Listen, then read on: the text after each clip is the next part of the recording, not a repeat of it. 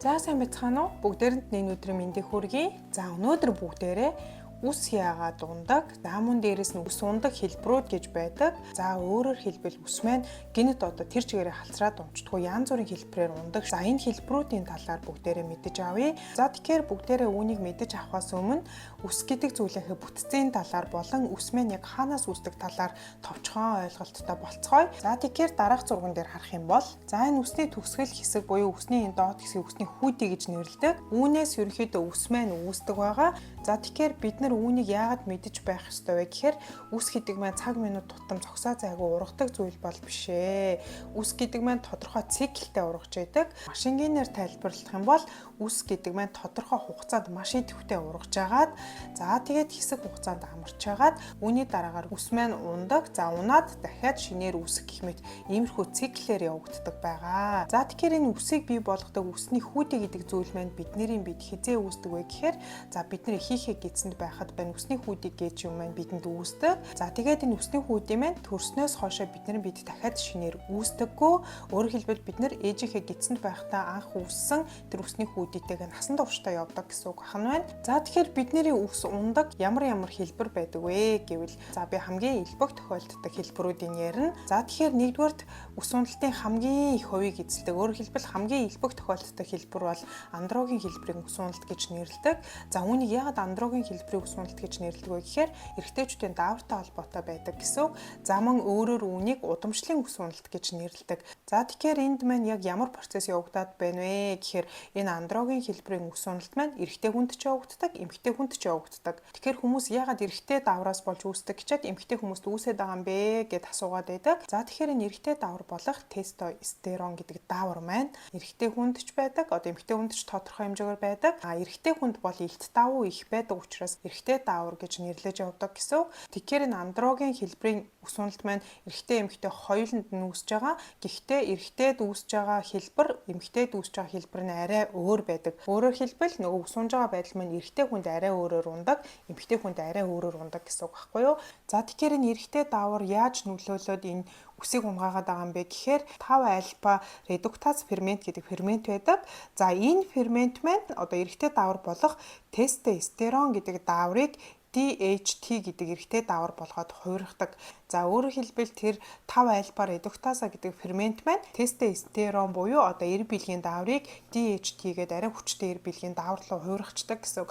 Тэгэхээр энэ даавар маань одоо нэг үсний хүйдэд очиж нөлөөснөөр үсний ургалтыг дарангуйлдаг. Тийм болохоор бид нар эрэгтэй даавартай холбоотой гэж үздэг байна. За тэгэхээр энэ андрогийн хэлбэрийн үс уналтыг бид нар бас өөрөөр удамшлын үс уналт гэж бас нэрлэдэг. За яагаад тэгэхээр эр биелгийн дааврыг одоо үс унгаадаг даавар болгож хувиргаад байгаа 5 альфа редуктаза фермент гэдэг энэ ферментийг бид нэр удамшлаараа авдаг гэсэн үг. Өөрөөр хэлбэл одоо энэ андрогийн хэлбэрийн үс уналттай хүмүүс таны ойрын цусны төрөлттэй нь одоо үс нь ундаг, үс нь халцардаг тийм түүх байдаг байсан гэсэн үг. Тэгэхээр хүмүүс энэ андрогийн хэлбэрийн буюу одоо удамшлын энэ үс уналтыг эрэгтэй даавар маань цуснд их байгаатай холбоотой үүсэт байна гэж ойлгоод байдаг.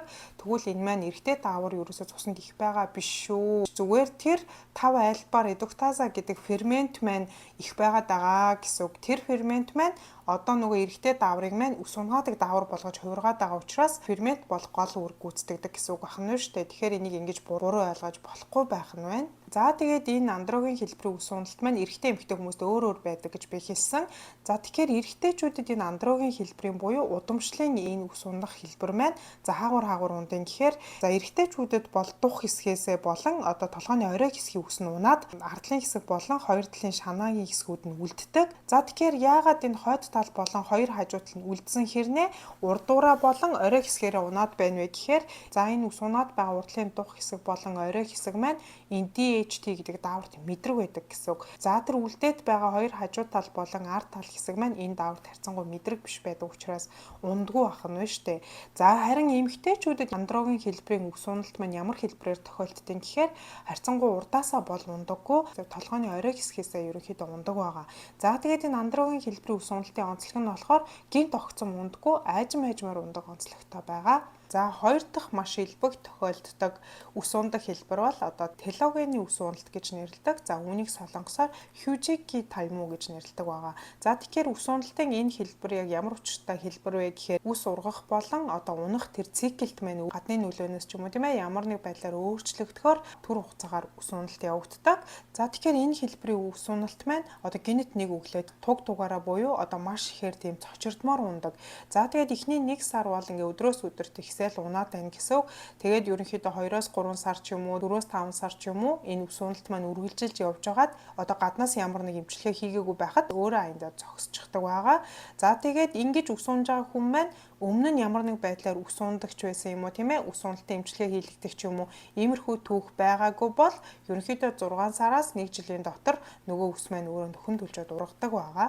За тэгэхээр үүнд бас нөлөөлдөг хүчин зүйлүүд гэж байдаг. Биеийн болон одоо сэтгцийн гаралтай стресс, за жирэмслэлт, бамбаа булчирхайн үйл ажиллагааны өөрчлөлт, за мөн манай эмэгтэйчүүдийн одоо хэтрүүлсэн дайет буюу одоо маш хурц хэлбэрийн хоолны дэглэм барьдаг штэ огцом хоолоос хойгоод за үүнтэй холбоотойгоор бас ингэж үс туг тугаараа гинэт ундаг байгаа. За дараагийн дугаард хамгийн илбэг тохиолддог үс ундаг хэлбэр нь ямар хэлбэр вэ гэхээр одоо дугуурсан хэлбэрийн гэж ярьдаг. Одоо ингээ хонхоогоод шууд ингээ ухаад авсан юм шиг унтсан байдаг штэ. За зоосон мөнгөний хэлбэртэй ингээд хонхоогоод гарчихсан байдаг. За энэ хэлбэрийн үс уналт бас маш илбэг тохиолддог. За тэгэхээр энэ хэлбэрийн үс уналтыг янз бүрийн шалтгаанаас болж үүсэж байна гэж үздэг ч гэсэн ер нь бол энэ хэлбэрийн үс уналтыг аутоиммуны гаралтай гэж үздэг байгаа. Өөрөөр хэлбэл дархлааны гаралтай гэсэн үг. За энийг маш энгийнээр тайлбарлах юм бол киви үед одоо бидний биеийн дархлааны эс маань одоо бидний биеинд гаднаас нян вирусын халдвар аваад нян вирус ороод ирэх юм бол биеэ хамгаалахын тулд тэр нян вирусыг өхүүлэхийн тулд устгахын тулд тулалддаг байгаа.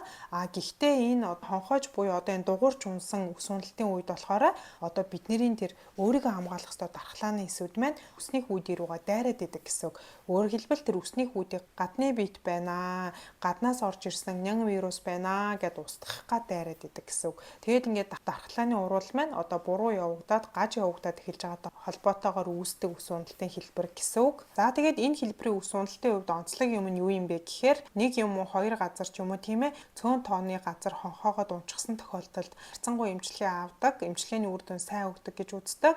А харин энэ маань тоохгүй байх юм бол цаашлаад тэр чигээрээ толгойн үс халцарч унж болдог.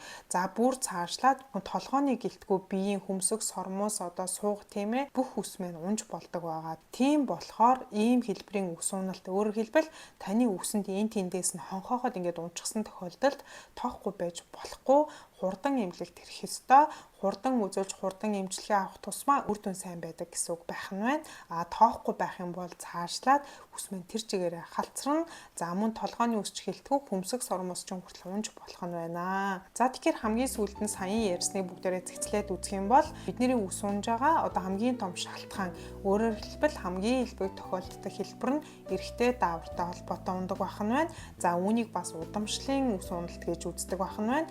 За үүний дараагаар бидний дархлаатай холбоотой бас ундаг байх нь байна. Өөрөөр хэлбэл бидний дархлаа өөрийнхөө үсний ургуулж байгаа тэр үндэсийг устгах гад дайраад байдагтай холбоотой үс бас ундаг байх нь байна. За тэгээд дараагаар нь үс маань цаг минут тутамд ургаж байдаг биш тодорхой циклтэй ургадаг гэд би түрүү хэлсэн. Тэгэхээр энэ үс ургаж байгаа цикл буюу мөчлөг маань гадны ямар нэг байдлаас өөрчлөлтөнд орсонтой холбоотойгоор бас үс маань ундаг байх нь байна. Тэгэхээр ерөнхийдөө ийм гурван хэлбэр маань хамгийн илбэг тохиолддог байгаа. За тэгэхээр үүний дараагаар бүгдээрээ үс уналтын эмчилгээний талаар бас товчхон мэдээд авчи. Тэгэхээр ерөнхийдөө уух эмийн эмчилгээ байна. За мөн хууханд түрхдэг тосон түрхлэх хэлбэрээр байдаг. За тэгээ эцсийн арга хэмжээ бол үс шилжүүлэн суулгах гэж бас байдаг. За тэгэхээр уух эмийн эмчилгээний хувьд бид нар ямар юм уудын гэхээр одоо нөгөө эрэгтэй дааврыг хувиргаад байгаа тэр 5 альбаар редуктаза гэдэг ферментийг дарангуйлдаг юм уудаг. За мөн дээрэс нь хууханд бас хэрэгэлдэг тосон түрхлэхийг хэрэгэлдэг. За тэгээ эдгээрийг хэрэглээд ерөнхийдөө үр дүн өгөхгүй байвал үүний дараа бид нар үс шилжүүлэн суулгах мэс ажилбарын талаар яригдаж эхэлнэ гэсэн үг. За мөн дээрээс нь сүүлийн үед үс уналт бол маш их залууччихсан. За энэ маань юутай холбоотой юм гэхээр тэгэхээр ер нь бол үс уналт гэдэг зүйл маань бэлгийн бойжилт гэж зүйл явагдаж эхлээд ойролцоогоор 10 жилийн дараагаас үс уналт маань эхэлнэ гэж үздэг. Гэхдээ сүүлийн үед одоо та нар ажигласан бол хүүхдүүдийн бэлгийн бойжилт буюу одоо шиджилтийн нас маань маш эрт явагдаад эхэлдэг болчихсон. Үүнийгээ дагаад одоо нөгөө үс уналт маань бас эрт явагдаад эхэлдэг болчихсон гэсэн үг байна шүү дээ. За мөн дээрэс нь одоо бидний тархалттай маш их холбоотой, үйлдвэржилттэй холбоотой, за идж байгаа хоол хүнстэй холбоотойгоор ус маш их унж байгаа. За үүн дээр нэмээд мэдээж одоо удамшил байна, жирэмслэлт байна. За стрессийн гаралтай байна. За тэгээд дээрээс нь цус багтаал, дарахыг ядаргаа, Д витамины дутагдал, төрөлт гэдээ маш олон зүйлүүд бол нөлөөлж байдаг. За тэгэхээр сүүлд нь хүмүүс маань ус уналттай холбоотой бас буруу мэдээлэлтэй байгаад байдаг. За тэгэхээр би сая аутоиммуны буюу одоо дархлааны гаралтай ус уналт гэж хэлсэн. За энэ бол бас маш их тохиолддог. Өөрөөр хэлбэл бидний дархлаа нөгөө ус үүсгээд байгаа усны хүүд рүүгээ дайраад байна гэж хэлсэн шүү дээ. За энэ үед манайхан дархлаа маань муудаснаас ядарснаас болоод ус маань унаад байна гэж бодоод гаднаас өөртөө дураараа дархлаагаа дэмжих бүтээгдэхүүн уугаад байдаг. За энэ бол маш буруу. Яагаад тэгэхээр нөгөө дархлаагаа дэмжээл авах юм бол нөгөө ургуулчин бүр их явагдаад нөгөө ус маань бүр их унана гэсэн үг байхгүй юу? Харин эсвэргээрээ энэ үед чинь дархлааг чинь дарангуйлах хэмжлэгээ хийжээж тэр ургуул маань зогсно, багасна гэсэн үг. Тийм болохоор дураараа хамаагүй ингэж юм авч хэрглэж өрөөсөө болохгүй гэсэн үг байх нь байна. За тэгээд дээрээс нь ус унлаа гэдэг эмнэлэгт очихоор цусны шинжилгээ энэ төр давхар авдаг. Тэгэхээр яагаад ингэ ус унж байхад цусны шинжилгээ дэмий аваад байгаа юм бэ гэж бас зарим нь гайхаад байдаг. Тэгэхээр тэмбүү өвчний 2 дугаар үедэр бас ус ундаг. За мөн янз бүрийн мөөгөнцгийн халдварын үед бас ус ундаг учраас эдгээрийг үзэхийн тулд бид нэр давхар цусны шинжилгээ хийдэг байгаа. За тэгээд манай эмэгтэйчүүд огцом дайет хийгээд огцом турах гад маш хурц хоолны дэглэм барьдаг тийм үү. За энэ үед бол ус маш их ундаг, бүр туг тугаараа ундаг. За тэгээд ус уналтанд дуудаг тийм ээ. Ус уналтын эсрэг уудаг эмнүүдтэй холбоотой, эмийн гаж нөлөөтэй холбоотой хүмүүсийн бас нэг буруу ойлгодог асуудлууд байдаг. Энэ нь юу байдаг вэ гэхээр эрэгтэй даавар дарангуулах энэ эмийг уухаар одоо бэлгийн сулралд ордгоо гэсэн ойлголттой байгаад байдаг. Тэгэхээр эдгээр эмнүүдийг ерөнхийдөө анхны гаргаж ирэхдээ одоо нэг Америкийн FTA's чинь туршилт хийгээд үзэхэд за энэ бэлгийн сулралд оруулдаг гаж нөлөө бол бүр 1-2 буюу маш бага байсан. Үлдсэн 98-99% нь бол зүгээр байсан, асуудалгүй байсан учраас энэн дээр бас их айж санаа зовж эмээ уухгүй байж болохгүй гэсэн үг байна. За мөн дээрэс нь хууханд түрхдэг тосон түрхлэг гэж байдаг. За энэ тосон түрхлийг түрхээд эхлэхээр ихэнх үедээ бас ус маань ундаг. Тэгэхээр хүмүүс ус унаад ах чинь дээрэс нь дахиад ус унгаадаг юм хүчиж гээд ингээд байдаг. А энэ маань явандаа өөрөө зүгээр болдог учраас санаа зовох зүйл байхгүй гэсэн үг байна. За хамгийн сүүлд нь ус унаад байгаа хүмүүст маань анхаарах ёстой зүйл дээр нэмээд тамхи хөрөөсөө болохгүй, жингээ их тарган байлгаж болохгүй, амьдралын зөв хэм маягтай дасгал хөдөлгөөн хийх нь байна. За дээрэс нь хүмүүс би өөрийнхөө үсэг унж байгаа эсхийг яаж мэдэх вэ гэж маш их асуудаг. Тэгэхээр ерөнхийдөө хамгийн энгийн арга гэх юм бол унтаад босгоод дэрэн дээр чинь хэрэг ус унсан байгааг харж болно.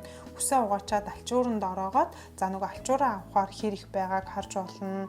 За гэртээ унсан байдлыг харж болно. За мөн дээрэс нь үснийхаа зургийг аваад харьцуулж үзэж болно. За мөн гадагшаа гарахдаа бид ингээл үсээ янзлаа синстэж мэсдэхээр ингээд айгүй гоё хэлбэрт ордог байсан бол одоо ерөөсөө тэгж хэлбэрт орохоо болчихсон байна уу? Иймэрхүү зүйлүүдийг бас маш их ажиглаж авах хэрэгтэй. За тэгэхээр манайхан ус унахаар ерөөсөө тоодоггүй. Нэг нэгнээсээ янз бүр юм аваад хэрэглээд байдаг. Ингээд яваад хахаар цаг алдаад байна гэсэн үг. Тэгэхээр ус уналтыг эрт мэдэх тусмаа, эрт эмнэлэгт үзүүлэх тусмаа үр дүн нь илүү сайн байдаг гэсэн үг ахна нь шүү дээ. За тэгээд дээрэс нь хүмүүс ус уналтын эсрэг шампунь маш их үр дүнтэй байдаг гэж хэрэглээд байдаг. За тэгэхээр ерөнхийдөө ус уналтын эсрэг шампуныг одоо ус унсан үед түрхдэг тосон түрхлэгтэй харьцуулаад үзэх юм бол тосон түрхлэг түрхэхээр чинь тэр маань хуухан дээр удаан тогтоод одоо нөгөө хуух руугаа шингэж өгнө гэсэн үг. Тэгэхээр тодорхой хэмжээний үр дүнтэй байх нь байна. Харин ус уналтын эсрэг шампуныг хичнээн мянга бид нар хэрэглэсэн ч гэсэн угаагаад л усаар зайлждаг учраас тэр маань хуухан шингэцээ өвд ч гэсэн түрхлэгтэй харьцуулах юм бол бага байдаг учраас бас тэр болгон их зөвлөдөггүй. За тэгээд бүгдээрэнд намжилт хүсье. Баярлалаа.